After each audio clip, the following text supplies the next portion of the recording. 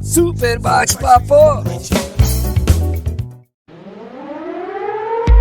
Sou presidiário, mas sou patriota. Presidiota, sou presidiota. Meninos na papuda, meninas na colmeia. Quero saber de quem foi a ideia. Meninas na colmeia, meninos na papuda. E não tem capitão que nos acuda. Naquele fatídico 8 de janeiro, nos ofereceram bom dinheiro. Na verdade nem era tanto assim, mas tinha busão grátis e capim. Fomos lá, quebramos tudo, e pra garantir o din-din, filmamos tudo. E agora vejam só, que grande confusão, viemos ver o sol nascer quadrado na prisão. Meninos na papuda, meninas na colmeia. Quero saber de quem foi a ideia. Meninas na colmeia, meninos na papuda. E não tem capitão que nos acuda. Somos patriotas, meu bem. Ninguém solta a pata de ninguém. O Brasil é nosso, tá tudo dominado. E agora é ver o sol nascer quadrado. Sou presidiário, mas sou patriota. Presidiota, sou presidiota. Sou presidiário, mas sou patriota. Presidiota, sou presidiota. Meninos na papuda, meninas na colmeia. Quero saber de quem foi a ideia. Meninas na colmeia, meninos na papuda. E não tem capitão que nos acuda.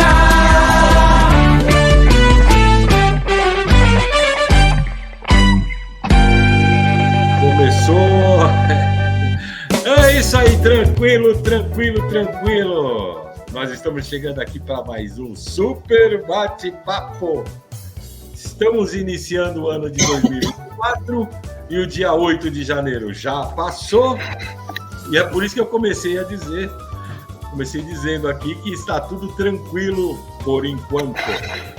Mas mais tranquilo aqui no SBP e parece que também no Brasil, depois de enjaularem mais de 1000 nazifascistas e depois a presidência do país, obviamente, ser ocupada por alguém honesto e qualificado para exercer o cargo, depois de que 2 incompetentes, para dizer o mínimo, quase arrasaram com a nossa economia, com o meio ambiente, e tentaram até exterminar... Mas salvar o país do comunismo, Douglas. Isso é uma ironia. Isso é uma ironia. Não tem ironia. E aí tentar até exterminar a nossa população pobre, óbvio, né? Os pobres, né? Mas pobre também é o quê? É uma coisa que eu não me conformo. Eu acho que as pessoas têm que colaborar mais com esse país. Você vê o jornalista lá da Argentina que apoiou o Milei. Ele falou, o pessoal tem que parar de comer. O pessoal quer comer 3 refeições por dia. Pô, para, né? E daí 2 jornalistas do grupo La Nación foram para o programa de televisão e justificaram que as pessoas talvez tenham que passar fome. Fazer o quê, né? E eles conversam assim, as pessoas vão ter que cortar alguma coisa. Uns vão cortar o streaming, porque não vão conseguir ver filme. Outros vão cortar a comida. Vai fazer o quê? Vamos acompanhar? A nossa produção fez aqui a tradução. A gente não pode rodar em tempo real, porque tem direitos, né? É um grupo de mídia lá da Argentina, mas a gente fez a tradução, a nossa produção fez a tradução do que disseram esses 2 jornalistas. E isso correu a Argentina e correu boa parte da América do Sul também, para mostrar o que é uma parte da imprensa aqui no nosso continente. Vamos assistir. Um vai cortar a plataforma para assistir filmes, o outro cortará o carro, não uso mais e tal. E o outro, e este que é mais grave, dirá, não tem café da manhã ou não tem almoço. Uma refeição por dia, ou seja, em diferentes níveis, todos estaremos cortando. Eu tenho ouvido de pessoas de classe média dizerem, faço uma refeição forte no dia para todos. Em geral, escolho à noite para que as crianças vão para a cama e descansem melhor. E depois, durante o dia, vamos vendo. La cama y descanse mejor. Y después, durante el día, íbamos viendo. Es así. Es una realidad. Tem que aceitar. Não tem que ter vergonha. Por isso, eu estou dizendo isso tudo porque, e nós estamos aqui falando disso, porque o Super Bate-Papo de hoje vai abordar esses assuntos aí. Nós vamos fazer um balanço de um ano do governo Lula. E também nós não vamos deixar passar em branco, óbvio, o aniversário da tentativa de golpe contra a democracia no país, que foi perpetrado aí por por esse bando de bolsonarista, né? Que aliás, ainda tá aqui, fazendo estragos hoje ainda, com muita gente, muita força, se é que nós podemos dizer assim, nós vamos discutir isso aqui. Para tocar essa ideia aqui, tenho comigo o Benezão e o Ricardo Santoro, né? Óbvio que antes de entrar aí no assunto propriamente dito, eu vou pedir um cumprimento do Benê e depois do Ricardo, para o público que está ouvindo. Vou pedir, Benê, você cumprimenta e já engata suas considerações iniciais falando sobre um ano de 8 de janeiro. É com você, Benê. Boa noite para todos, um feliz 2024 para todos e todas, né? O Super Bate-Papo vai continuar aí firme e forte. Estamos aí um ano depois de uma tentativa, na verdade, ridícula e, né, um tanto quanto de pastelão, uma tentativa de golpe. Isso, mas tem gente que diminui essa tentativa de golpe no sentido falando, tá vendo, os caras são desorganizados, tá? Eu acho que isso é o pior da coisa. É um bando de gente absolutamente ignorante, né? E a sua ignorância provém de uma visão fascista da sociedade, e são pessoas que são facilmente influenciáveis, né? Um bando de caras que achou que invadiu a sede supremo do parlamento e eles iam tomar o poder. Quer dizer, o caráter ridículo disso daí mostra o que é esse pensamento dessas pessoas. Mostra com que tipo de direita nós estamos lidando. Não é nenhuma direita que tem um projeto político. Porque, veja bem, uma direita que tem um projeto, você pode discutir, você pode rebater. Esses caras, o projeto deles é a destruição. É a destruição do país, é a morte de pobres, é a destruição da Amazônia, a destruição do meio ambiente, né? A implicância com o padre Lancelotti, que ajuda os pobres, né? A gente precisa lembrar que são pessoas que conseguiram ideologizar a vacina. Entendeu? A vacina tornou-se uma coisa ideológica para essa gente, né? Uma coisa que nunca foi, né? Até os militares vacinaram um monte de gente na hora que precisou, mas esses caras não. Então, são pessoas que eu diria que são destruidoras da civilização, né? O fato deles não ter nenhum apreço pelo patrimônio público, pelo bem público, mostra exatamente que tipo de gente nós estamos lidando. E aí, eu quero fazer uma crítica a alguns apoiadores do governo Lula. Eu li algumas coisas do tipo, o Lula precisava olhar para os evangélicos, o Lula precisa olhar para os eleitores conservadores. Gente, o Lula precisa governar para o país inteiro. Entendeu? Na verdade, primeiro, isso aqui é um Estado laico, né? Esse eleitor, seja de direita ou de esquerda, é o cara que vai se beneficiar com uma política social. É o cara que vai se beneficiar do Bolsa Família, que vai se beneficiar da Minha Casa Minha Vida. Então, eu acho que você não precisa fazer uma política para eles. Porque a única política para essa gente é se você for tão direita quanto eles, né? E não adianta, não são pessoas... O Estadão cometeu aí um editorial, não sei se vocês viram, defendendo que para pacificar o país tinha que anistiar esses golpistas de 8 de janeiro, né? É um tiro no pé, né? Porque a ideia vamos dar a outra face para eles. Gente, se você der outra face para essa gente, eles vão bater nela. Aliás, nós temos nesse histórico, nós temos o Juscelino, né? Juscelino que anistiou golpistas, exatamente. Bem lembrado. Porcaria nenhuma, né? Anistiar aqueles caras. Pelo contrário. Anistiou duas tentativas, 2 grupos lá que participaram de golpe, Jacareacanga e Aragarças. Esses caras, o que aconteceu com eles? Foram os caras que depois ajudaram no golpe de 64. Entendeu? Então, achar que você... Eu li um intelectual que falou esses dias, a esquerda tem que baixar as armas com esse eleitorado. Cara, se você baixar a arma, o cara te dá um tiro na cabeça. Entendeu? Não é assim. O problema, eles não são desse jeito por nossa causa. Né? Não é porque nós defendemos uma política progressista que eles são de direita. Até porque nós estamos falando de pessoas que acham que até dar comida para pobre é coisa de comunista. Entendeu? Acha que vacina é coisa de comunista.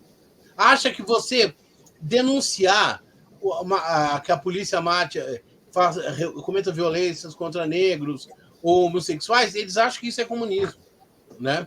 Então, você tem um dia da mulher, o cara acha que ele tem o direito de ir lá meter uma piroca, né? Porque não pode ter dia da mulher, não pode ter... É uma coisa absurda. Então, é esse tipo de público que a gente está lidando. Então, eu gostaria, assim, sendo assim, talvez indelicado, uma coisa que eu li por aí, eu vou dizer em relação ao que o Estadão falou, eu tenho uma resposta para eles. Anistia é o caralho. Tá? É um dia muito especial para quem gosta, para quem ama e para quem pratica a democracia. Eu digo sempre que a democracia é um exercício que cada um de nós tem que fazer todo santo dia, a partir do nosso convívio familiar, para a gente poder viver em paz e ter uma vida tranquila.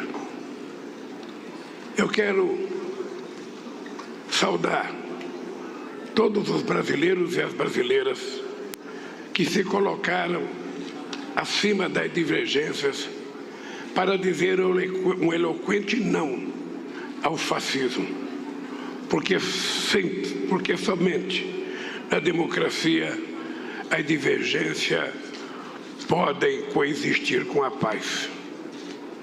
Quero fazer uma saudação especial a todos e todos que no dia seguinte à tentativa do golpe caminharam de braços dados do Palácio do Planalto até a Suprema Corte em defesa da democracia.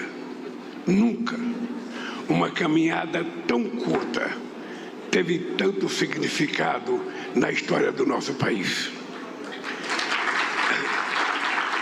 A coragem de parlamentares, governadores e governadoras, ministros e ministras da Suprema Corte, ministros e ministras de Estado, militares legalistas e, sobretudo, da maioria do povo brasileiro, garantiu que nós estivéssemos aqui hoje celebrando a vitória da democracia sobre o autoritarismo.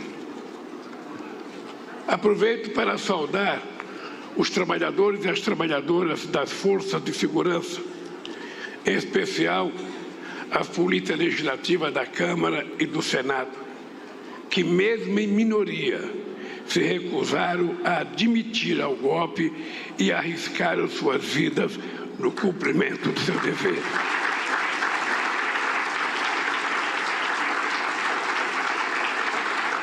Eu disse ao presidente Pacheco que um dia eu gostaria de vir aqui pessoalmente cumprimentar as polícias do Senado pelo ato de coragem e responsabilidade que tiveram naquele fatídico 8 de janeiro.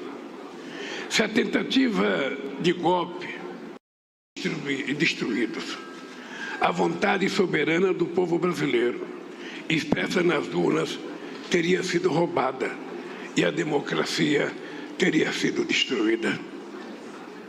A essa altura, o Brasil estaria mergulhado no caos econômico e social. O combate à fome e à desigualdade teria voltado à estaca zero. Nosso país estaria novamente isolado do mundo e a Amazônia em pouco tempo reduzida a cinzas para a boiada e o garimpo ilegal passarem. Adversários políticos e autoridades constituídas poderiam ser fuzilados ou enforcados em praça pública, a julgar por aquilo que o ex-presidente golpista pregou em campanha e seus seguidores tramam nas redes sociais. Todos aqueles que financiaram, planejaram e executaram a tentativa de golpe devem ser exemplarmente punidos. Não há perdão para quem atenta contra a democracia, contra seu país e contra seu próprio povo. O perdão soaria como impunidade, e a impunidade como salvo-conduto para novos atos terroristas no nosso país. Salvamos a democracia. Aí, Cardão. Bom, eu não... iniciais. Eu tenho uma vantagem que, como eu não tenho nem cachorro nem gato, como eu não tenho cachorro nem gato aqui, eu não preciso de jornal para sujeira desses bichos, então... Que é para a única coisa que serve para o Estadão, né? Não sei se talvez faça mal para os bichinhos, mas eu sei que está digital, né? Eu já não estou tão... Mas eu vou te falar sério, viu, Benê? Não que eu leia, mas nessa hora, pelo menos, eu acho o Estadão mais honesto do que a Folha. Concordo, isso eu concordo. Porque, pelo menos, ele é isso. Tudo revolucionário, o Estadão a gente sabe o que é. Porque a gente ouve muito isso, né? Por exemplo, porque existia, quando formou o governo, né, do Lula, defendiam que ele tinha que negociar. Tal. Aí depois, a mesma mídia que defende o governo, aí fala que virou... Assim, vou dar um exemplo para ficar bem claro. O Lula vai lá e negocia com o Centrão e dá um ministério para um cara lá do Centrão. Quem escolheu esse cara? Foi o Lula? Não, foi o Centrão. Eles que indicam. Tá? Quando aparece um caso de corrupção com esse cara, como é que a Folha de São Paulo anuncia isso? Ministro de Lula envolvido. É ministro de Lula? Quem é que defendeu que o Lula tinha que estar fazendo negócio com esses caras? Não foram vocês? Entende? Então, assim, a primeira coisa, e eu concordo, Benê, com uma coisa, eu só não chamo essa extrema-direita de bárbaro porque eles são fascistas. Né? É diferente, não é a mesma coisa. É diferente. Mas o objetivo é uma destruição mesmo. Né? Existe uma questão que eu acho que é importante, que eu pretendo trabalhar isso mais para frente, e tal, mas é assim, essa extrema-direita ela não é toda ideológica, entende? Ela é bruta. Ela é porque é. Claro que existem os ideólogos, mas eu digo assim, esse Zé Ruela, que vai lá, mete uma bandeira e vai e tal, esse cara nem sabe é o fascista pelo fascista. Ele nem sabe que ele é fascista, muitas vezes. Ele acha que... assim como ele chama comunista qualquer um que se preocupe com uma pessoa pobre, né? Então, assim, não existe a ideologia no sentido acadêmico do cara, né? Mas tem gente atrás disso. Então, a impressão que eu tenho é que muitas vezes é a massa de manobra e alguém planejou isso. Mas essa conversa vem para frente. Agora, o que eu vejo, né, pensando nisso, onde é que esse povo quer chegar? Né? Qual foi a proposta? Né? Vamos lá invadir, quebrar tudo? A reação ali claro que você pode fazer uma leitura de que aquela depredação, né, aquele vandalismo todo, era uma tentativa de ruptura com aquele poder estabelecido, o que seria muito bonito de falar, mas a verdade é que esse poder estabelecido que eles estão atacando foi o que sustentou eles até aquele momento. Exatamente. Né? Porque o golpe contra a Dilma não foi feito porque invadiram o Congresso, invadiram e derrubaram a Dilma. Ele veio da mesma casa que foi invadida, onde você tem uma grande quantidade de vigarista. Né? Aqui para falar... Vamos lá, em todos os aspectos. Aonde que estão aqueles caras pela minha mãe, pela minha mulher, pelo meu filho? Justamente. Então, essa é a primeira coisa. Agora, um golpe, essa coisa dá certo ou não dá certo, né, por detalhes. Tá? Uma mobilização dessa, para quem lembra lá de 2013 para frente, nós tivemos uma mobilização enorme no Palácio, nos Três Poderes, que a polícia conteve a invasão, lembra? Que foi um negócio que a Globo ficou mostrando o dia inteiro. E tal. O dá certo ou não dá certo, tem um monte de coisa. Por exemplo, se desse certo, se tivessem derrubado o Lula, vamos lá, qualquer golpe de 1º de abril vira uma revolução na versão futura. Né? Então, 64, por quantos anos a gente ouviu, né, que era uma revolução? Então, assim, o detalhe para ser uma palhaçada cômica, trágica, sei lá, o que vocês quiserem, uma coisa grotesca, para falar o português, ou para ter virado uma desgraça nesse país, foi muito pouco. Né? A gente vai falar para frente isso, mas foi muito... o sentido da coisa é muito pequeno. Podia ter dado certo, sim. Né? E um ano depois, né, a gente vê que, assim, eu vou usar uma frase da direita, né? O segredo da liberdade qual que é? Né? É a eterna vigilância. Né? A gente precisa vigiar isso aí, cara. É uma frase de direita isso, mas a gente precisa vigiar isso aí. Sabe? Não dá para... Você sabe, cara. Eu vi uma coisa... Só uma coisa que eu queria comentar. Uma coisa que eu vi muito... algumas coisas, assim, os dois lados, né? O dia que mostrou o Congresso lá, tinha amigos que estavam mandando mensagem, já estavam querendo fugir para Cuba, fugir para o Uruguai, sabe? Se esconder debaixo da mesa. Meu Deus, eu vou morrer. Que também é exagero, né? Não, menos. Mas também essa coisa que eu vejo, até em alguns setores progressistas, setores do nosso campo, de um pouco de passar a mão na cabeça, uma coisa meio paternalista. Esses caras foram usados, eles foram massa. Foram. Mas até acho que foram. Mas não é inocente assim. Exatamente. Não é inocente. Eu ia pegar bem o gancho do Ricardo, que fica, né, a gente, nós, se você pensar bem, cometemos esse erro. Quando apareceu o Bolsonaro, né, ele era um cara folclórico, ele era engraçado, ele era burro, ele era ignorante, ele era palhaço. A mídia nunca falava que ele era fascista, ele era ou populista ou ele era polêmico. Agora eles chamam ele de radical, ultradireita, mas fascista. A própria esquerda falava um palhaço, tal, né? Quem vai ouvir esse cara, quem vai não sei o que lá. Até mesmo, se nós pegarmos no próprio dia 8, houve muito disso. Quer dizer, os caras produziram também muito meme, né? Do cara trepado no caminhão e tal, né? Entendeu? Então, a tendência, a piada é grande.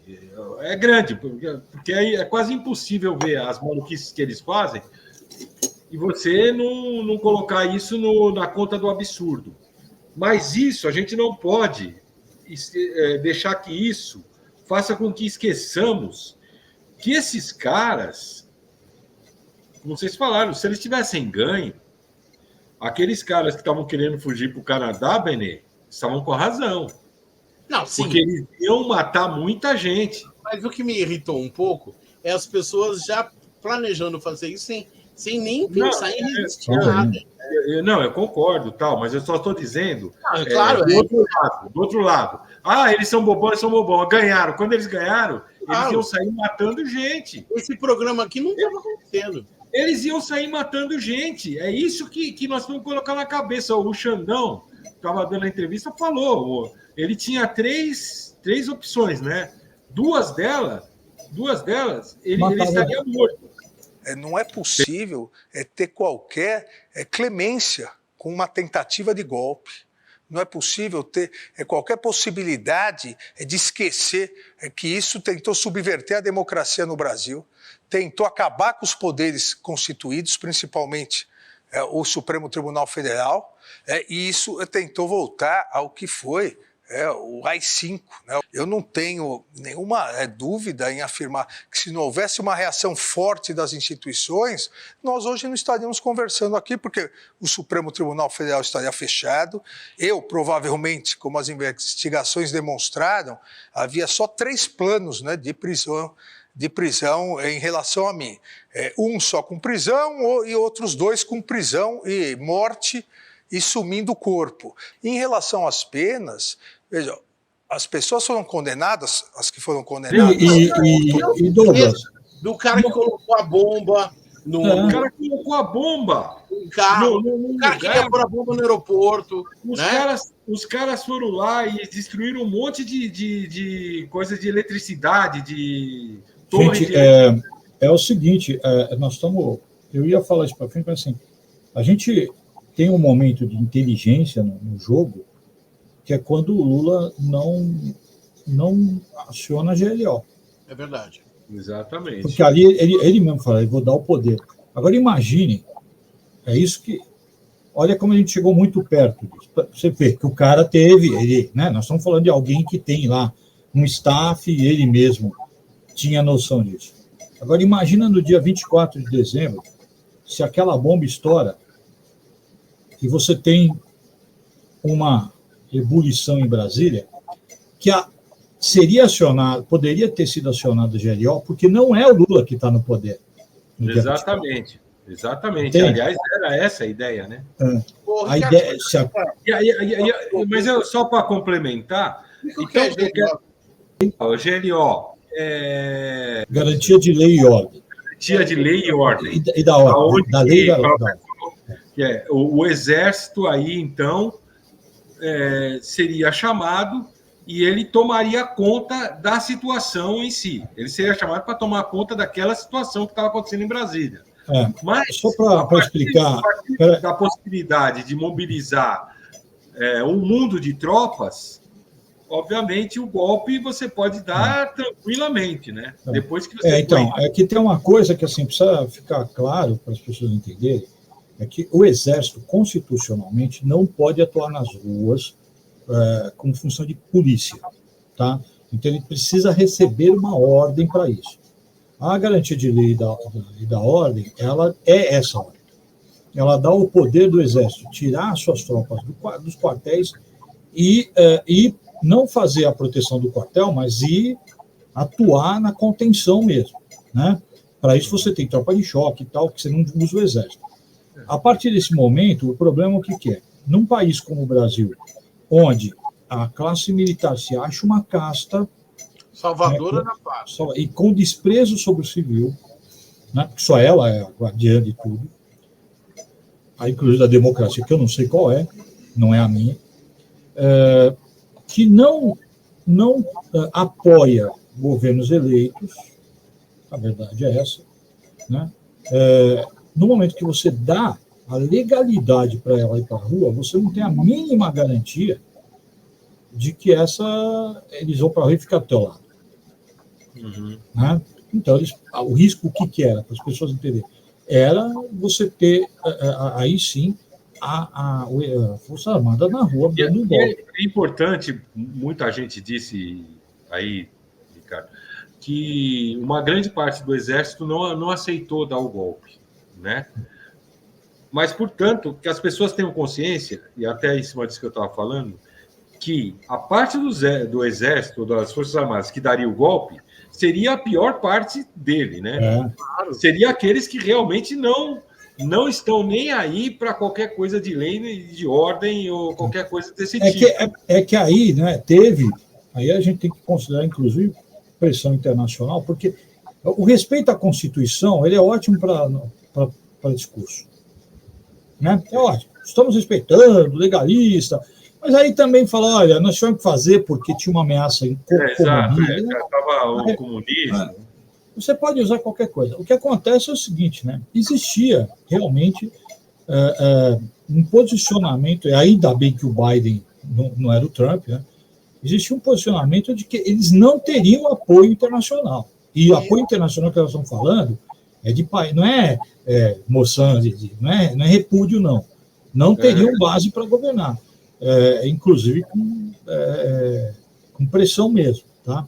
Então, os Estados Unidos deixou bem claro isso, tá? Quando veio os caras da CIA, que veio para cá, vem uma general, vem mais alguém que agora não lembro, que era o secretário de segurança, e fala, nós não vamos apoiar, e ficou bem claro que, olha, vocês vão... E aí, assim, por mais que seja teimoso, eu não vou falar que os Estados Unidos invadiu o Brasil, não é isso, é dinheiro, cara. Não tenho dinheiro para tocar isso. Mas aí eu queria só complementar falando que é isso, quer dizer, que as pessoas que achavam que ia ser melhor, não.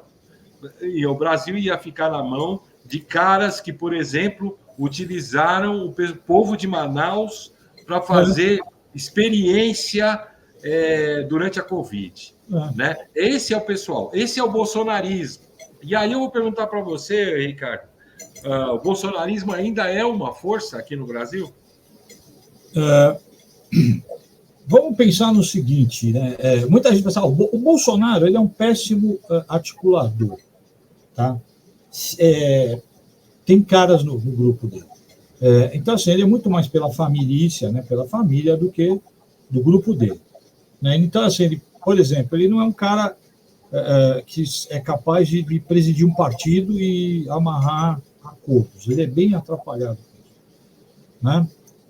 Mas o bolsonarismo, ele tem que ser, o Bolsonaro e o bolsonarismo, eles se tornam termos e figuras como o Mussolini e o fascismo italiano, como o nazismo e o Hitler. Eu não estou comparando com o Bolsonaro, porque aí você fala, está comparando o Bolsonaro com Hitler. Não. Ele é muito pior do que o Hitler. Por quê? Porque o Hitler já morreu, estava lá na Alemanha e o cara está vivo aqui no Brasil. Ponto. Tá? O que acontece? O cara vira símbolo. Então, o bolsonarismo não depende mais do Bolsonaro. Entende? A extrema-direita brasileira, hoje, ela consegue outros caminhos, né? Independente do Bolsonaro. Né?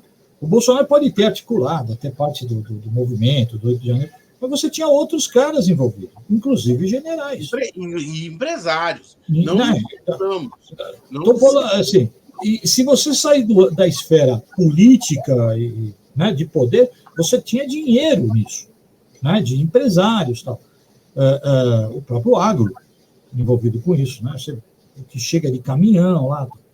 Então, assim, o Bolsonaro pode até ser preso, tal, pode até morrer. O cara tem uma doença aí e morre. Mas a ideia de uma extrema-direita no Brasil, ela ficou forte. Hoje, meu filho, é de esquerda ou de direita? Eu sou do povo. Nem esquerda, não acredito em de esquerda nem direita. Tudo é um balai só. Como é que você viu o governo Bolsonaro? Votei em Bolsonaro. Eu ia fazer a avaliação que você faz do governo Bolsonaro. Bolsonaro foi mais ou menos, mas Lula tá melhor, Lula tá melhor. O povo tá comendo, a picanha baixou, o gás de cozinha que era 120 foi para 80, uma bandeja de ovos por R$11. O velho é duro, o velho é o Mourão do Curral, o velho é duro. Então, se fosse para escolher Bolsonaro ou Lula... Eu votava em Bolsonaro de novo. Sim, mas o voto é uma coisa. Você votava, você disse votava, que Lula tá bom, mas... Tá bom, mas eu votava em Bolsonaro, porque eu gosto dele. Mas eu acho que Lula tá bom também. Gasolina baixou, o diesel baixou, o arroz baixou, a carne baixou, o feijão baixou, mas é besteira. O voto é diferente do que o cara pensa. O voto, às vezes, é o gostar daquela pessoa. Né?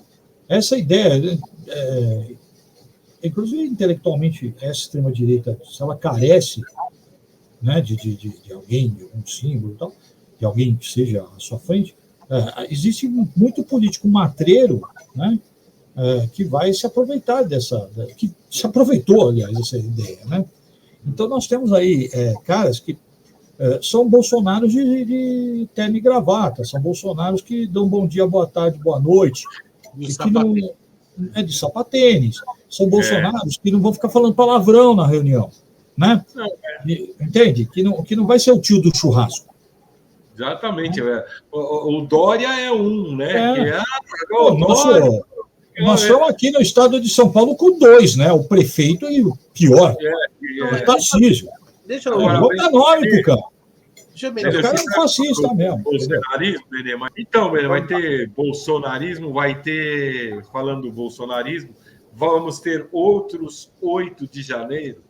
Então, eu não necessariamente 8 de janeiro, mas vocês já devem ter ouvido falar um monte de vezes, que não é a primeira vez e nem é tão original assim, quando eu digo que o Bolsonaro ele não foi causa, ele foi a consequência de todo um processo político da direita brasileira que se articulou para expulsar o PT do poder, para, na verdade, expropriar a classe média, os pobres, né, e impor uma série de medidas, né, a política do agronegócio, da abertura internacional. E os caras gostariam de ter feito isso sem o Bolsonaro. O problema é que a direita, além de tudo, foi extremamente incompetente, né? E não conseguiu um político de centro-direita capaz de defender esses padrões. E aí, eles não têm... Tem uma parte aí do empresariado, eles não têm nenhum problema de apelar para a extrema-direita. São os mesmos caras que 64 apoiaram o golpe. É a mesma burguesia na América Latina que apoiou inúmeros golpes de Estado que mataram seus próprios concidadãos, né? Então, a questão da direita no Brasil, ela até por uma questão, vamos dizer assim, de imagem, gostaria que aparecesse um político de direita que não falasse palavrão, que fosse mais educado, né? Mas ela não consegue. E os caras estão tentando aí, viu? Eu estava vendo a Veja entrevistando o Aécio. Tentando ressuscitar o Aécio. E tem uma esperança que vem do Sul, né? Que é o Eduardo Leite, que é o Bolsonaro de sapatênis. Olha, ele é gay, é um homem corajoso, porque ele é gay e defendeu isso. Então, para ele, tanto faz, né? O cara faz alguma diferença ele ser gay, heterossexual? Então, mas continua matando preto e gay também. E deve ter gente usando a mesma coisa que se falava, o preto de alma branca, né? Deve ter assim. Ele é gay, mas né? É gay, esse mais já estraga tudo. E aí, ele é gay, mas não é comunista. Ele é gay, mas ele é limpinho, né? É limpinho, né? E aí, cara, eu concordo com você e eu vejo o seguinte, tem aí um pouco do monstro, da criatura que perdeu o controle. Né? O criador perdeu o controle. O doutor quando começa o 2013 e tal, que veio o golpe e tal, era um projeto, desde a derrota do Aécio, né, para Dilma, era uma coisa de vamos tirar a Dilma, a gente fazia piada, inclusive, que o Aécio ia ser presidente, tal, o Aécio é que assume, e o Aécio se queimou, né, o PSDB. Temer. O PSDB acabou, né? Vamos falar assim. O PSDB acabou, tal. E aí acontece o quê, né? Você vê o partido da burguesia brasileira. O partido da burguesia era o PSDB. Somente da burguesia financeira, do Sudeste. E a classe média que achava que ia subir, né? Que se achava chique, né? Que se achava a classe média paulistana. Que não vota no PT por uma questão de classe, mas ela é educada demais para dizer isso. Esse encontro nacional do PSDB, hoje aqui em Brasília, para lançamento da candidatura do governador José Serra à presidência da República, está sendo um encontro diferente do PSDB em todos os sentidos. Para quem está acostumado com esse tipo de reunião, todo mundo está estranhando. Muita gente, muita bagunça, muita confusão. Parece até que o PSDB está virando um partido popular, um partido de massa. Um partido de massa, mas uma massa cheirosa. Um partido de massa, mas uma massa cheirosa. Os ônibus que trouxeram a militância são novinhos em folha. Mas o mais importante é que o grande personagem dessa convenção, ou desse encontro, nem foi bem José Serra. Foi o governador de Minas, o ex-governador de Minas, Aécio Neves, saudado aos gritos de vice, vice, vice. E ele fez muito suspense. E aí, cara, eu vejo o seguinte, quando você bota, quando o Bolsonaro chega ao poder, isso é uma coisa que tem que se perceber muito, tá? A imprensa, quando ela se torna contra o Bolsonaro, ela se torna contra o Bolsonaro. Não o bolsonarismo. E nem o governo. E nem o Paulo Guedes. Então, porque eles criticam as motociatas, as declarações em relação na Covid, as palhaçadas dele, mesmo fora da Covid, mas quanto de crítica você ouve à política econômica do Paulo Guedes? Nenhuma. Não se fala disso. Então, o que acontece? É mais ou menos o que está acontecendo na Argentina, onde você põe um palhaço doido lá para ser o presidente, mas não é ele que está cuidando da economia. Tanto é que ele falou que ia fazer muito coisa que ele não fez. Entende? Porque é uma opção. Aí a gente tem que botar isso na cabeça. Né? As pessoas têm que entender. Essa elite que a gente fala, elite burguesa e tal, ela é representada, na real, por meia dúzia de grupinhos econômicos no Brasil que estão aqui há muito tempo, né? E que eles têm que se manter na chefia econômica do país. Então, assim, uma política neoliberal de acabar com o direito trabalhista e tal, não interessava para o Bolsonaro. Ao contrário, o Bolsonaro, em parte da carreira política dele, era contra isso. Era contra, ele criticava a privatização. Que é muito do fascismo. Né? Para um pouquinho de história. O próprio Getúlio, o que ele faz? Ele era um cara fascistão, tal, mas ele cria uma série de leis que protegia, né, o pai dos pobres, trabalhador. O Getúlio ele não era fascista, ele era um populista autêntico. Populista, tá. Mas permite eu pegar esse gancho aí, só. Não vou mudar, mas você falou o seguinte: falou que tem uma elite, né? Essa elite é representada aí por um monte de grupelhos, mas esses grupelhos têm uma representação absurda no Congresso. Que é maior do que eles são na sociedade, muito maior. E eu queria saber o seguinte, pensando num ano de governo Lula, o que você achou da relação com o Congresso, Ricardo? Então, esse é um problema que a gente está entrando num ano de eleição de prefeito, é bom que as pessoas entendam. Não adianta votar no executivo. Esse é o problema. E não votar no legislativo. O Brasil ele tem uma coisa que sempre foi muito forte, na redemocratização isso ficou mais forte ainda. O voto para presidente é ideológico. É ideológico no executivo. Então você vota no prefeito, no governador, no presidente, de forma mais ideológica. E no vereador, deputado, senador, que é menos conhecido, mas deputado, principalmente vereador, você vota no primo do amigo, do cara que trabalha na mesma área que você, ou, entendeu? Eu tenho aqui um pequeno negócio, eu vou pegar um cara da associação comercial, ou o cara que vai te fornecer tijolo, vai te dar o sapato, a dentadura, o que quer que seja. Ô Rick, né? Então, deixa eu só dar um pitaco pequenininho. Vai lá. As pessoas criticam muito os pobres não sabem votar. Até gente se diz progressista falar isso. Mas, na verdade, você não pode criticar o miserável por ele votar em alguém que está com comida para ele. Você não pode dizer que esse cara tem ideologia. Mas você pode e deve criticar essa classe média que vota nessas tranqueiras, e a classe média vota, essa classe média pseudo-educada, culta, vota nessa tranqueira, e depois finge que não tem nada com isso. Ah, política é uma droga. Por que o PT não faz isso? Pegando esse gancho... ladrão. E pegando esse gancho, tem uma coisa interessante, principalmente na vereança, entre os vereadores. As comunidades pobres, tá, acabam votando muito mais em caras que eles conhecem, que está ali no dia a dia, do que a classe média. É verdade. A classe média vota num cara que ela... o cara é bom. Ela nunca viu, cara. Quando se fala que político é ladrão, o responsável pelo político ladrão é a classe média. É a classe média. Se você pegar... porque eu estava falando isso. Um vota pelo cara que vai te dar tijolo, que é aquilo da fome. O cara vai me dar comida, eu estou passando fome. O outro vota porque ele representa ali... Eu tenho um sistema de uma empresa de entrega e esse cara tem um projeto que vai favorecer as entregas de marmita, de cesta básica. Né? Então, assim, eu vou lucrar em cima disso. Né?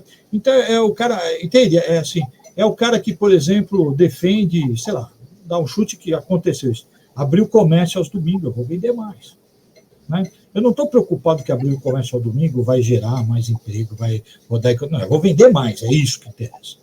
Né? Não, então, você quer um exemplo bastante claro? Os corredores de ônibus.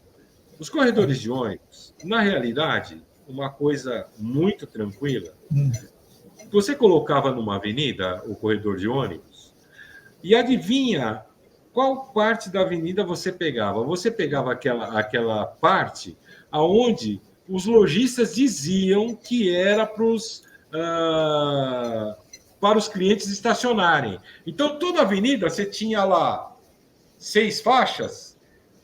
Uma faixa de um lado era para os lojistas daquele lado, outra faixa do outro. Então, sempre... E os caras até cancela. A gente viu várias lojas que o cara criava um estacionamento colocando o cone, inclusive. E não era, o pior é que não era para o cliente, era para os empregados. Para ele, quando ele chegava cedo lá, ele chegava cedo e colocava o carro dele em frente à loja dele. Não tinha nada de ai, meus clientes. Quando tirou e começou a usar essa faixa para o ônibus, o que aconteceu? Né? Aí nós vamos lá para a classe média, né, Ricardão? Que tá... Porque agora ficou... o trânsito não está andando. Depois que colocou a faixa... Mas aquela faixa não era usada. Já não era usada. Mas aí... Entendeu? E aí você percebeu isso? Que faz os caras... o trânsito circular, né? Então, aí voltando à condição do Congresso, o que aconteceu? Nós tivemos... Tudo bem, foi uma eleição apertada, né? A vitória do Lula foi uma vitória apertada. Isso já se refletiria num Congresso dividido, porque, claro, a tendência é que um político que disputa lá a presidência tenha um acompanhamento de voto de candidato. Mas se vocês pegarem os partidos, vocês vão ver que é o seguinte, esse bloco que seria a oposição, que hoje é o Centrão, que é melhor que é um aliado que não é aliado, ele é de vários partidos, né? E quando você pega aquilo que se chama de esquerda, ele é menor em número de partidos. Então, assim, o PT teve muito voto no Legislativo. Ele faz uma bancada, não é a maioria, claro, mas você pegar... Tem 2 partidos que vão dar muito voto, do próprio PL e tal, e aí começa aquela composição. Então, por exemplo, é mais difícil você ver políticos do PT mudando de partido, e é muito mais fácil você ter esse fluxo dentro dos partidos da chamada direita. E aí o que aconteceu? Como houve essa polarização e não foi votado, né? E é isso que eu estou falando para a prefeitura. Tem que se votar em vereadores coerentes, né, com o governo, porque senão, eu sempre estou usando muito o exemplo da Argentina nas minhas conversas por causa disso. Se você pegar a Argentina, os caras votaram no Milei e botaram um Congresso que é contra ele, né? Tudo bem, dane-se lá o Milei, mas não vai andar, né? A relação do Congresso hoje é que você cria um governo federal refém de um Congresso, né? Ontem, por exemplo, nós tivemos as atividades, né, justamente sobre o 8 de janeiro. E o que aconteceu? O Lira, né, que é o presidente da Câmara, ele articulou de não ir na comemoração que o governo federal fez. Ou seja, ele não foi e articulou de esvaziar o processo. Esse cara é o presidente da Câmara, com quem o governo federal tem que negociar, porque não dá para bater contra ele, né? Ele trava as votações, né? E esse cara está trabalhando contra, né? Então, você colocou um Congresso que boicota. E, ao mesmo tempo, esse Centrão é um Centrão que quer cada vez mais. Ele não quer cargo no sentido... Ele quer dinheiro. Ele quer cargo para chegar no dinheiro. Eu já falei, eu tenho saudade do tempo que tinha os políticos oportunistas que queriam o poder, gostavam do poder. Então, o Centrão, ele quer o dinheiro. O negócio dele é a grana. Sabe? Essas eleições soltou dinheiro de monte. Sabe? Né? E aí está trabalhando contra, né? Porque ontem ficou claro isso. Você pega quem não foi a turma do Sul, né? Os 3 governadores não foram, não foi o governador de São Paulo, o Tarcísio não foi o Zema, de Minas Gerais, não foi o do Rio de Janeiro, né? São os estados mais bolsonaristas, né? Não, e são pessoas também que claramente não quer se indispor com o seu eleitorado. É isso mesmo. Porque só para pegar uma coisa aí que está muito me comentando essa semana, essa questão do padre Lancelotti, do deputado lá, fascistão do MBL, queria uma CPI. Na verdade, por que implicar com o padre? Isso vai muito... Claro, esse cara é um fascista, odeia pobre, a gente sabe tudo isso. Mas é muito claramente... Porque a Cracolândia, vamos falar sério, é o calcanhar do prefeito, do atual prefeito, né? É para poder chegar na eleição e dizer que a Cracolândia é culpa da esquerda e do Padre Lancelotti. Entendeu? Aí ele vai chegar na esquerda, tá vendo? Aquele povo tá na rua porque os caras dão comida. Se matasse todo mundo de fome, né? Resolvi o problema. A Cracolândia existia antes, existiu depois. Claro. Só falta os caras dizer que a Cracolândia é invenção do PT. Invenção da esquerda. Né? Não, uma das coisas interessantes é como se inverte, né, a questão, porque o melhor programa que teve em tratamento com relação à Cracolândia foi o de Braços Abertos, que foi o Haddad. E aí eles pegam e invertem isso e fala que ele dava bolsa crack, essas coisas. Aliás, eu queria... Só mais uma coisa disso daí. É a mesma lógica que eu estava falando antes, mesma lógica daqueles caras que dizem que a direita age desse jeito por causa da esquerda. Se a gente não tivesse pautas progressistas, entendeu? Aquele Wilson Santos fala mais ou menos isso. É por causa desse identitarismo e tem os racistas. Mas é mais ou menos o seguinte: é a mulher que veste um vestido curto e sofre assédio, a culpa é dela. A culpa é dela, claro. Exato. Então, e como se ela fosse vestir o vestido longo e o estuprador não fosse... Agora, entendeu? Você tem essa questão, né? Claro, eles estão jogando para o eleitorado dele, mas você vê que tem articulação para a coisa não acontecer. Tem, claro. Entende? Então, assim, é muito...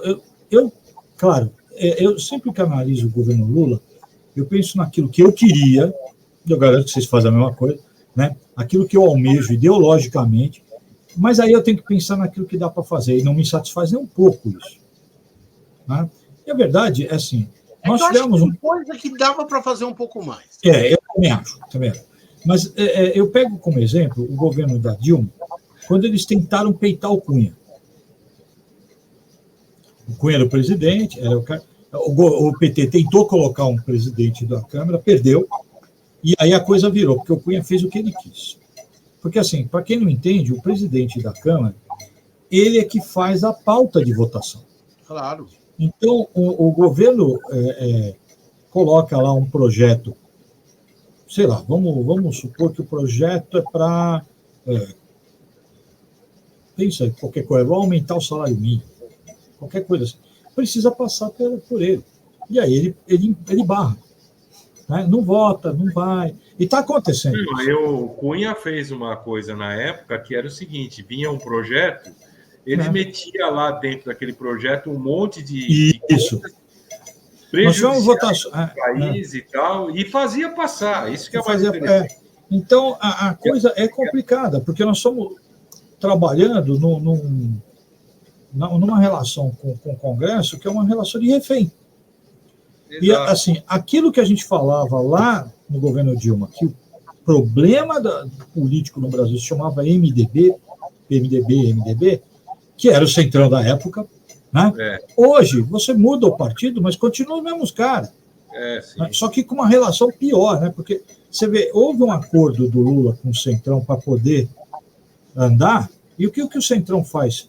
Passam uns dias, ele boicota de novo e quer mais. Então, proposta, faz essa daqui. Quando entra uma nova proposta, alguma coisa do governo, agora, para passar isso, nós queremos tocar. Foi realmente... Nunca vão apoiar. Um dos legados aí dos governos fracos do Temer e do Bolsonaro é que o Congresso avançou demais. O Congresso hoje tem coisas que são absurdas. E nós temos que colocar também, o Judiciário não deixou isso. Como é que pode você ter medidas impositivas? Ou seja, isso aqui não é parlamentarismo. Exatamente. O Congresso parlamentar decide que vai fazer uma ponte na cidade dele e o governo é obrigado a fazer. Agora, Douglas, esse é o sonho. Mas o sonho dessa direita é um parlamentarismo. Legal ou ilegal. Agora, é um parlamentarismo agora. Porque se tiver 200, 300 deputados do PT, ninguém quer parlamentarismo. Né? Sim. Entendeu? Quando o PT cresceu, ninguém queria parlamentarismo. Não, você lembra que quando o Lula foi reeleito, de repente a reeleição ficou ruim. Ficou ruim. O Fernando Henrique, tudo bem, né? Exato. Agora, eu queria falar, já que estamos dentro dessa coisa, realmente é um congresso que não faz nada, mas uma das coisas importantes que acabou saindo, mesmo com esse congresso, foi a reforma fiscal, né? A reforma tributária e o ajuste fiscal. É bom as pessoas entenderem um pouco sobre isso, antes da gente começar a falar, porque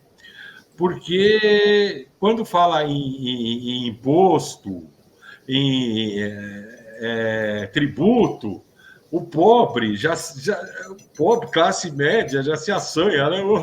Eu cobro muito imposto. Então, ao invés dele pedir para cobrar mais do rico, ele pede para não cobrar, né? Que o rico que faz. Ele faz, né? O jogo do rico. Ele faz o jogo do rico, né?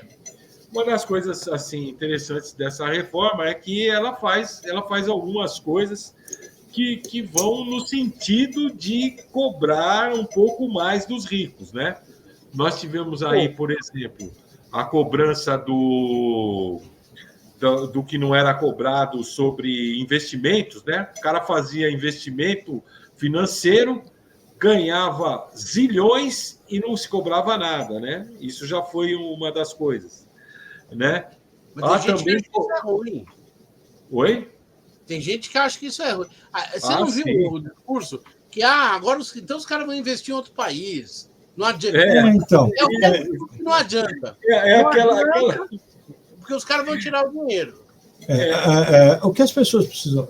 É que aí, Douglas, eu acho que tem uma coisa que, assim, primeiro, que boa parte... E não é uma questão de ter escola ou não ter escola, tá? ter tido isso. As pessoas entendem pouco de número. Entendeu? Elas não entendem a questão dos números. Elas acham, assim... Por exemplo, quando você fala... vão taxar investimento... Né? O cara acha que vão taxar a poupança dele. Quando nós estamos falando de cara que joga na bolsa, nos investimentos, ou criptomoeda, ele joga o valor que a comunidade inteira que aquele cara, que o outro vive, não tem na vida. Tá? Nós estamos falando em cara jogando bilhão, milhão, como brinquedo.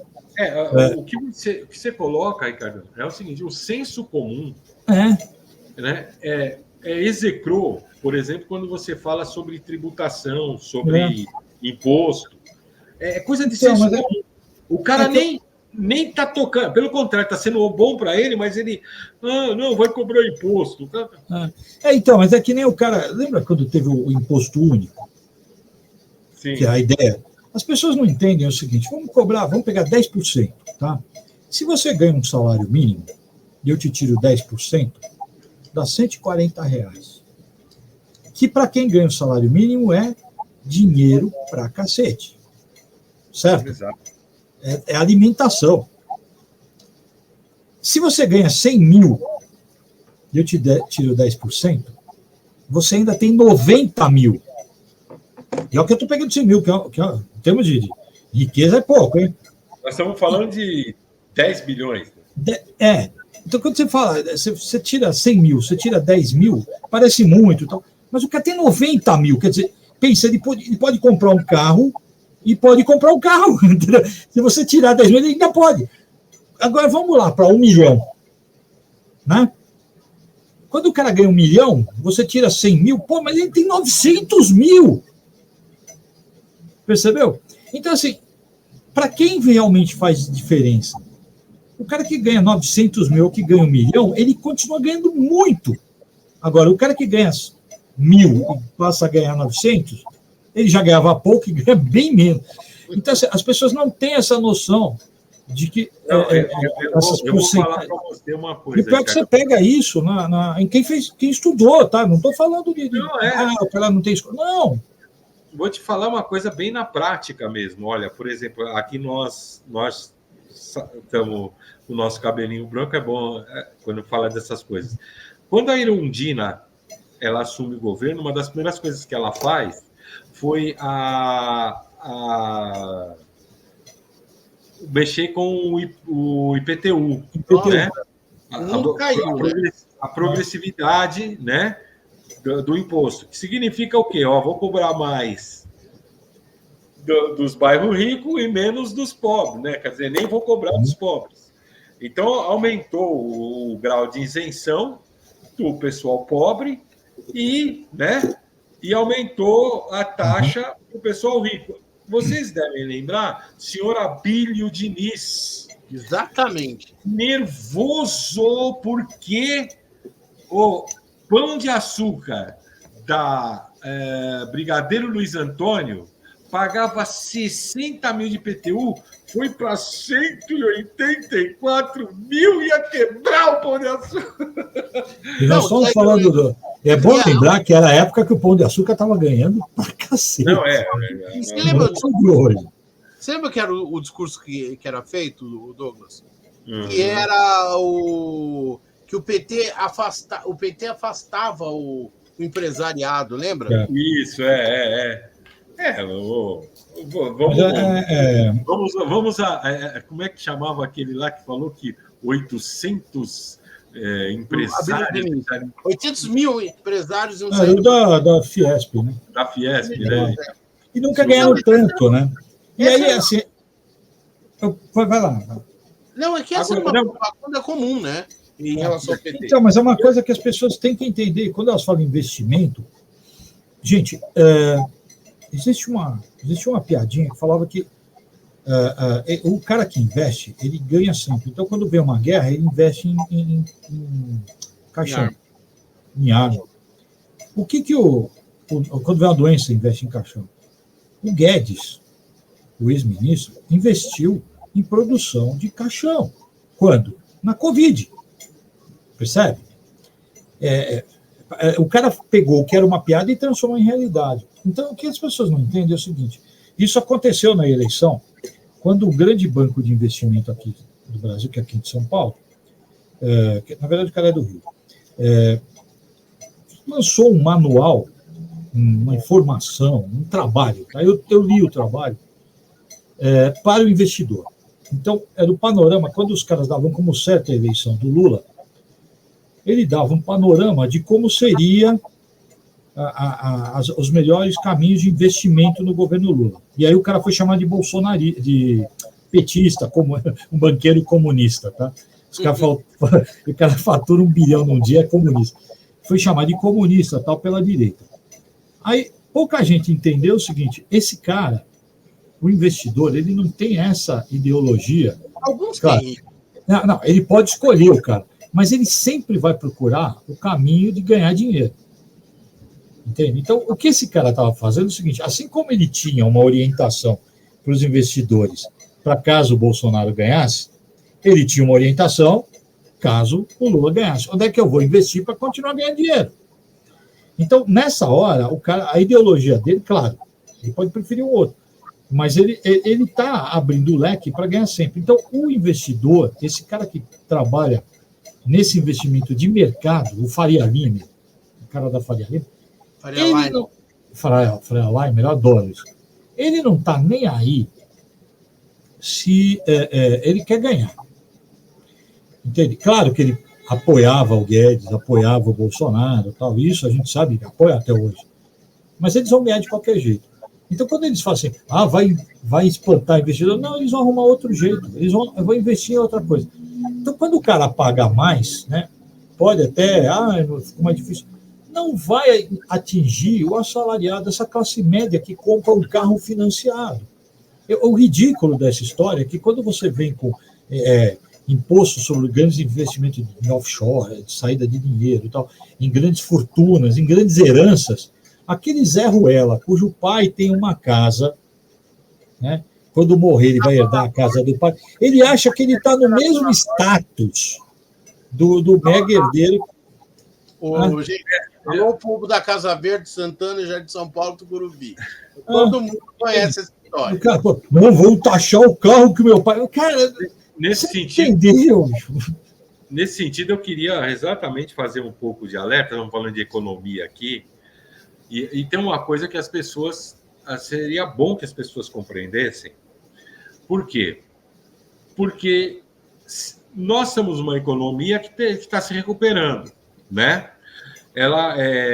Depois que o Lula entrou, a economia começou a se recuperar, o emprego, o desemprego, a taxa de desemprego caiu, quer dizer, tem mais pessoas empregadas.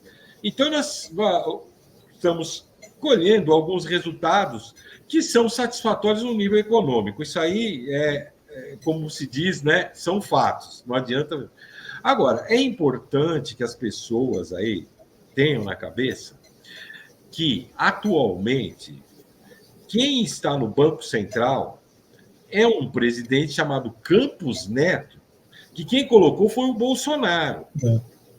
E esse cara, ele está com um freio, ele puxou o freio de mão da economia. Um outro detalhe, essa droga de medida que o presidente do Banco Central é independente. Isso é um absurdo. É aí que eu queria chegar.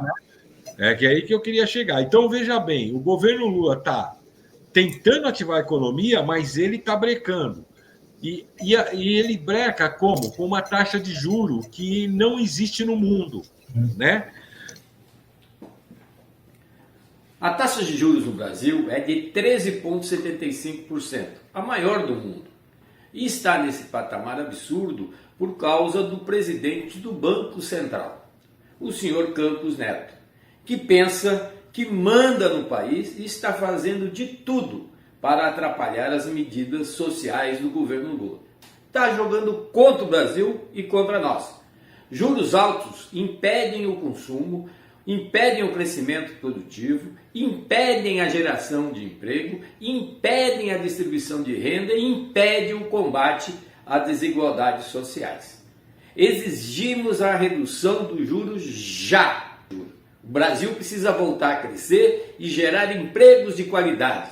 Por isso, quedas de juros já. E para nós trabalhadores e trabalhadoras, só a luta faz a lei. O Brasil, na situação que está e tudo mais, não tem explicação técnica. Porque o pessoal gosta do discurso da técnica, né? Não tem nenhuma justificativa técnica para um juro de 13% com os fundamentos econômicos que tem a economia brasileira. Isso o povo tem que saber. Entendeu? Tem duas coisas aí, né, Douglas? Acaba de falar que tem duas coisas para comentar. Ou seja, nós temos ainda no governo um pouco de Bolsonaro puxando o freio da economia. E aí o cara fala, mas o que eu tenho a ver com a taxa de juros do Banco Central? Você é o cara que mais tem a ver. Por um lado, direto, é tal negócio. Quando você vai comprar qualquer coisa, à vista ou a prazo, incide sobre isso uma despesa financeira. E uma despesa financeira maior, por quê? Porque a taxa de juros está maior. Quando você compra a prazo, incide a você essa taxa de juros maior. Então, você paga mais. É mais caro para você. E, por outro lado, essa taxa de juros faz a dívida do país aumentar. O país vai dar para aqueles ricos. Eu lembrei disso quando você está falando dos Faria Limers, o Ricardo. Vai para a bolsa dos Faria Limers. A taxa de juros elevada é para o bolso desse pessoal que fica metendo o pau lá. Nós estamos no mercado, o mercado nervoso. Quando a taxa de juros está elevada, eles que ganham.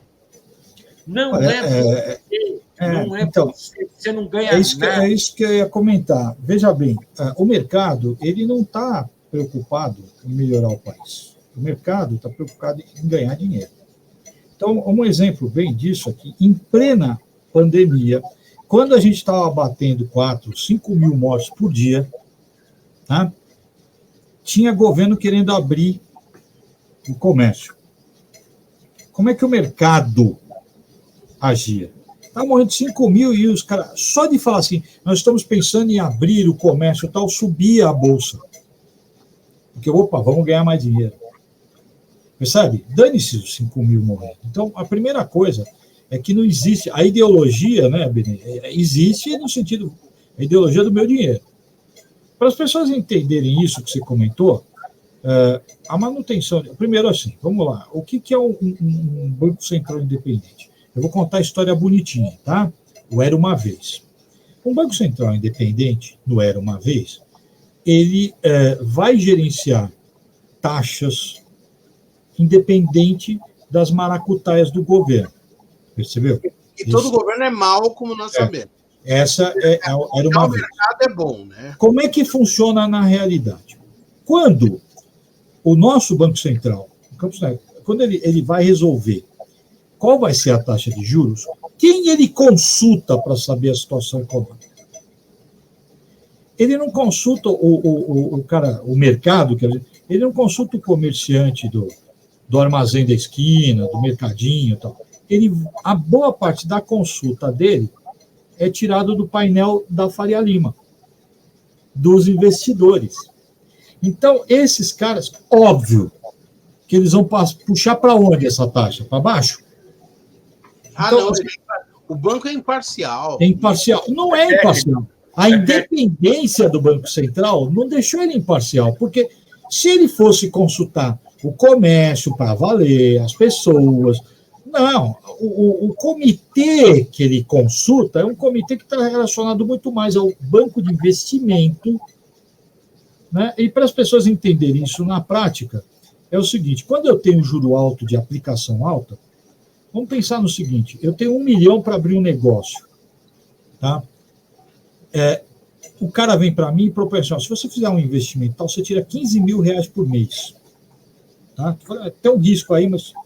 Porque 15 mil é um investimento que já existe risco para sair.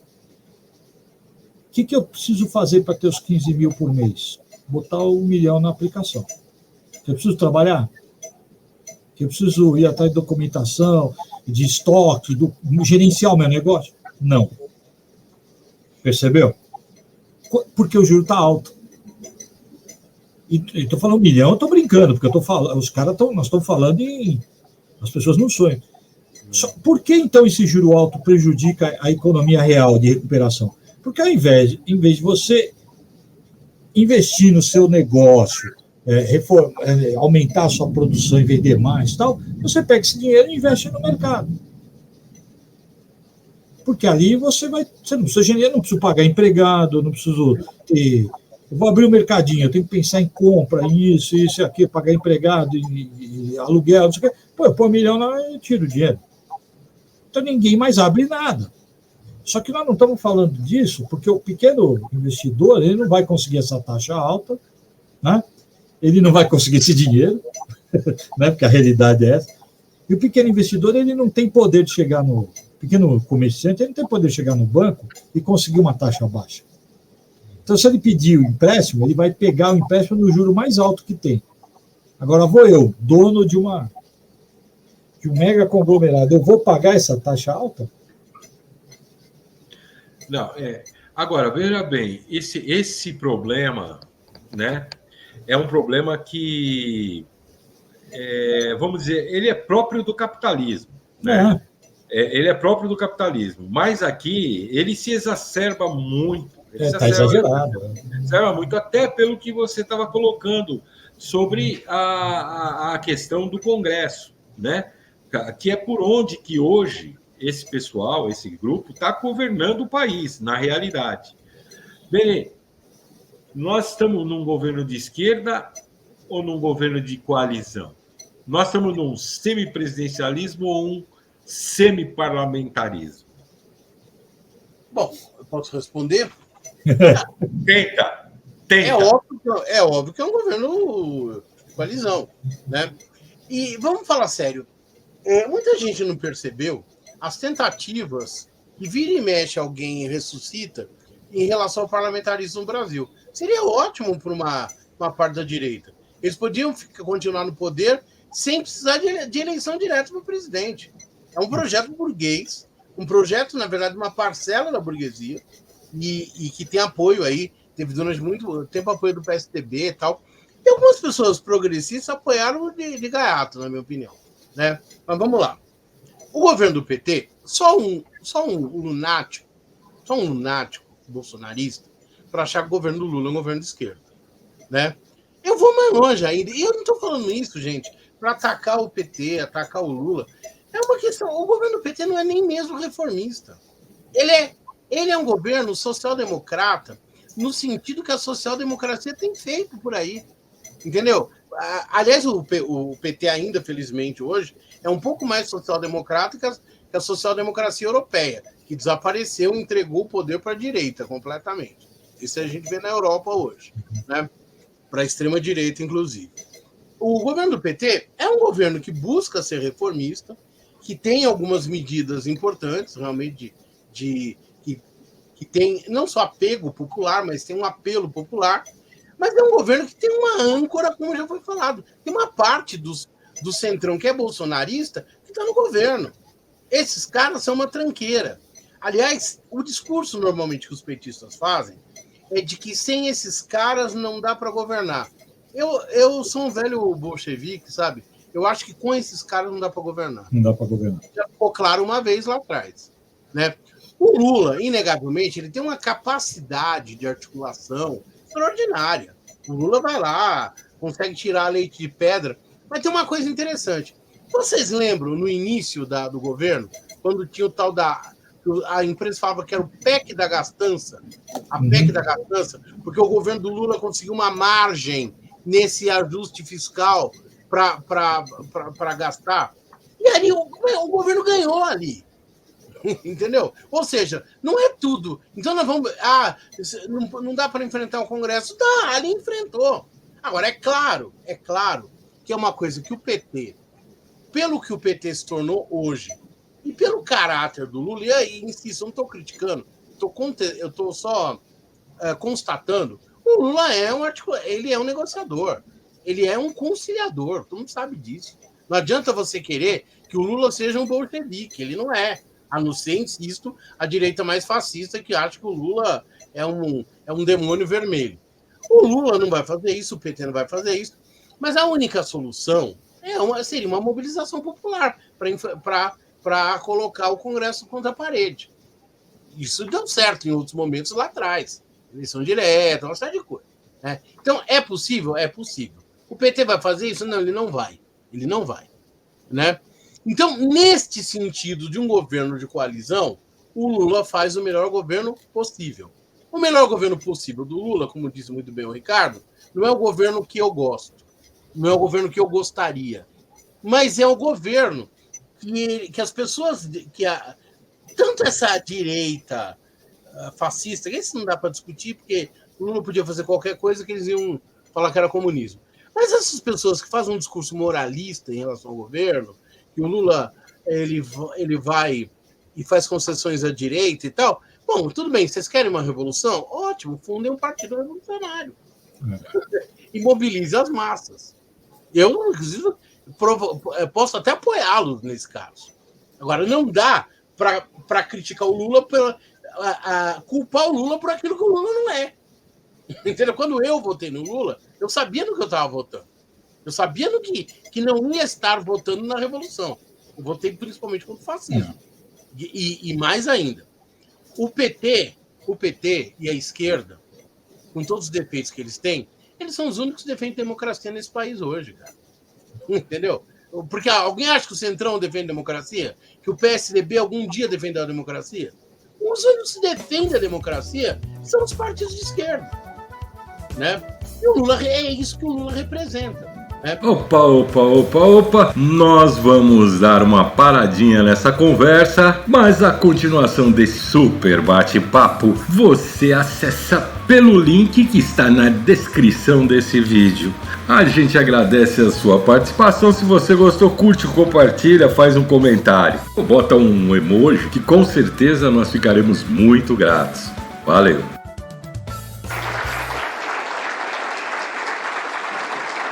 Hoje também é o momento de reafirmar para o presente. Reafirmar que somos um único país. Somos um único povo. E que a paz e a união de todos os brasileiros e brasileiras devem estar no centro das prioridades dos 3 poderes e de todas as instituições. Mas o fortalecimento da democracia não permite confundirmos paz e união com impunidade, apaziguamento ou esquecimento. Viva a democracia e democracia sempre!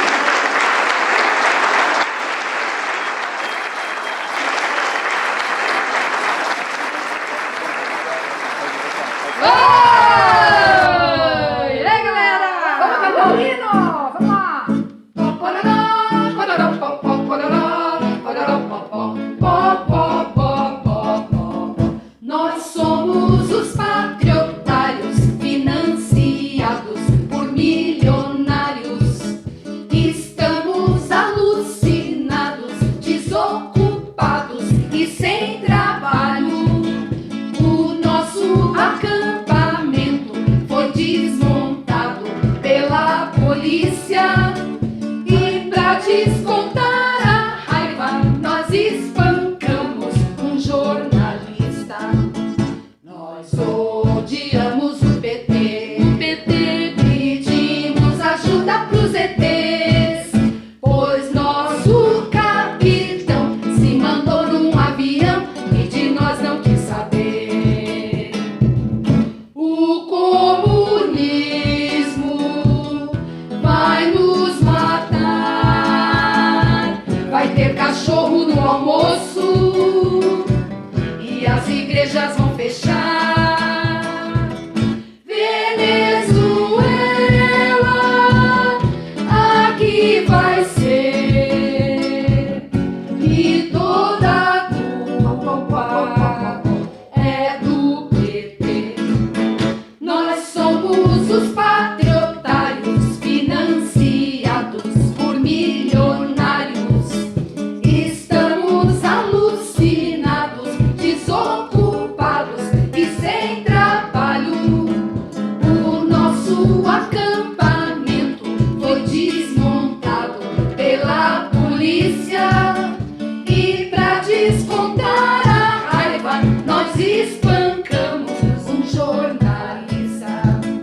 Nós odiamos o PT, pedimos ajuda pros ETs, pois nosso capitão se mandou num avião e de nós não quis saber. O comunismo vai nos matar, vai ter cachorro no almoço e as igrejas vão fechar. Venezuela, aqui vai ser, e toda a culpa é do PT. Pó, pó, pó, pó. O comunismo vai nos matar, vai ter cachorro no almoço e gato assado no jantar. Venezuela, aqui vai ser, e toda a culpa é do PT. Pó, pó, pó, pó, pó, pó. Aê, patriotas! Vamos rir muito de vocês ainda!